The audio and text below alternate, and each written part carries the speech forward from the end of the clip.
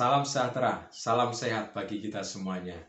Dalam kesempatan ini, saya ingin berbagi kebenaran firman dengan tema tips sederhana untuk mewujudkan pelayanan memberi. Saudara, firman Tuhan menasihatkan kepada kita supaya kita melakukan pelayanan memberi. Ada sedikitnya 3 tujuan dari pelayanan memberi ini. Yang pertama, untuk mencukupkan yang berkekurangan. 2 Korintus pasal 8 ayat yang ke-14. Tujuan yang kedua adalah mendatangkan syukur dan pemuliaan kepada Tuhan. 2 Korintus 9 ayat 12. Ketika orang-orang yang menerima pemberian itu, kemudian mereka tercukupkan dari kekurangan, maka mereka kemudian menaikkan syukur dan pemuliaan kepada Allah. Tujuan yang ketiga adalah menampilkan image diri yang positif sehingga hidup kita bisa menjadi saksi bagi banyak orang. Saudara bisa lihat dalam 1 Korintus pasal 5 ayat 10, ayat 11, pasal 6 ayat yang ke-10, di situ ada kelompok orang-orang yang memiliki image diri negatif dan Paulus menyebut mereka dengan istilah orang yang kikir, orang yang pelit. Jadi ketika kita berbagi, maka kita tidak menampilkan image diri yang negatif. Sedikitnya 3 tujuan itu sudah saya bagikan. Tapi mungkin ada di antara saudara yang ingin menambahkan. Pak, bukankah ada ayat firman Tuhan yang berkata, kalau kita memberi, maka kita akan diberi. Berarti bisa nggak saya tambahkan tujuan yang keempat? Ketika kita melakukan pelayanan memberi, tujuannya supaya Tuhan memberi berlipat kali ganda. Saudara, sebaiknya kalau kita melakukan pelayanan memberi, kita lakukan dengan tulus. Kalau nantinya Tuhan memberkati kita berlimpah, biarlah itu urusan Tuhan. Biarlah itu ada di pihak Tuhan. Tapi di pihak kita, lakukan saja pelayanan memberi. Justru ketika kita memberi, karena kita sudah diberi oleh Tuhan. Jadi, saya hanya berbagi 3 alasan saja dari pelayanan memberi. Bagaimana mewujudkan pelayanan memberi ini? Karena dalam kenyataannya sulit. Manusia cenderung egois. Manusia cenderung mementingkan diri sendiri. Manusia cenderung kurang. Oleh karena itu, saya ingin berbagi tips yang sederhana. Dan kalau kita praktekkan, saya yakin kita bisa melakukan pelayanan memberi. Yang pertama, saudara, buatlah janji kepada Tuhan. Latihlah diri kita untuk bernasar kepada Tuhan.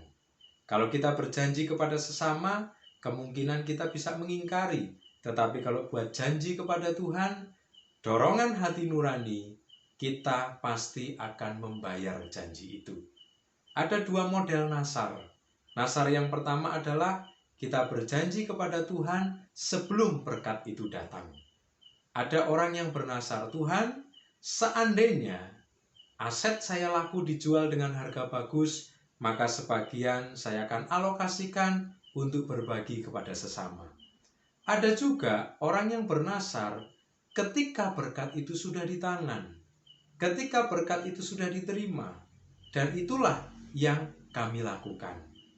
Ketika kami mendapatkan berkat dari Tuhan, baik dari pelayanan, baik dari orang-orang yang Tuhan gerakkan untuk memberkati kami, maka kami membuat janji kepada Tuhan. Kami sering melakukan itu dengan tujuan supaya kami takut untuk mengingkari janji. Kami janji kepada Tuhan, Tuhan, kami tidak mau menikmati berkat ini sendiri. Kami tidak mau rakus menikmati berkat ini. Tetapi sebagian kami akan ambil untuk kami alokasikan kepada pihak lain. Dan itu efektif, saudara. Ketika kami sudah berjanji, maka kami berusaha untuk menepati janji itu. Jadi, latihlah diri saudara untuk bernasar kepada Tuhan.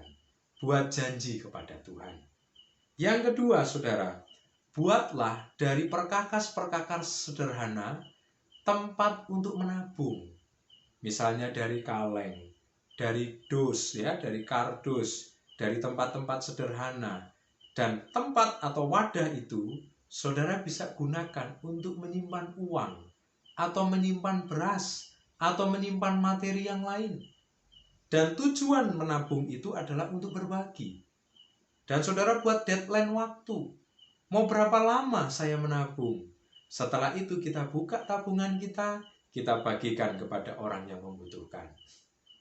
Saudara, dengan cara ini, maka kita bisa berbagi. Meskipun dalam situasi sulit, kita masih bisa berbagi. Sebab kita punya tabungan, dan tabungan itu khusus untuk berbagi.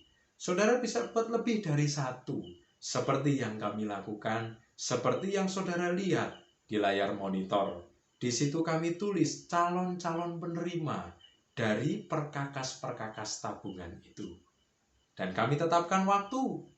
Begitu sudah terkumpul dalam jumlah yang layak, kami ambil dan kami salurkan.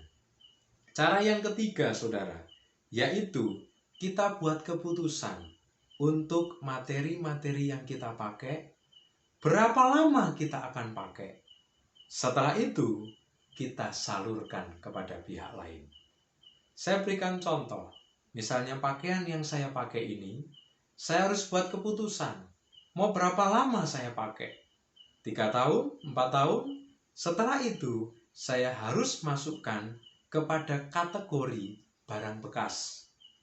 Dan pada waktunya, saya salurkan kepada orang-orang yang membutuhkan. Macam-macam barang, macam-macam materi. Bisa pakaian, bisa sepatu, bisa tas. Apa saja, termasuk handphone. Mungkin saudara yang diberkati Tuhan lebih, saudara bisa sisihkan, saudara bisa simpan sepeda bekas, sepeda motor bekas, bahkan mobil. Setelah sekian lama saudara pakai, kategorikan sebagai barang bekas yang pantas pakai. Setelah itu, kita bisa salurkan kepada pihak lain. Dengan cara seperti itu, maka pasti kita bisa mewujudkannya. Cara yang keempat, saudara, atau tips yang keempat adalah, mari kita mau batasi pengeluaran kita. Kita mau batasi hal-hal yang memaksa pengeluaran itu harus ada. Karena ketika pengeluaran kita besar, maka secara otomatis kita bisa menjadi orang yang pelit. Saya berikan contoh. Kalau pengeluaran kita besar, apalagi untuk membayar cicilan-cicilan, membayar angsuran-angsuran yang tidak produktif, maka kita lebih cenderung untuk pelit. Kita pasti akan memikirkan bagaimana caranya setiap bulan untuk bisa bayar tanggung jawab. Dan itu baik, saudara. Itu perintah firman.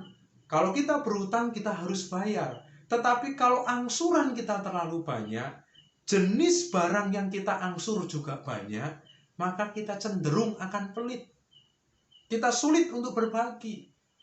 Oleh karena itu, batasi pengeluaran kita.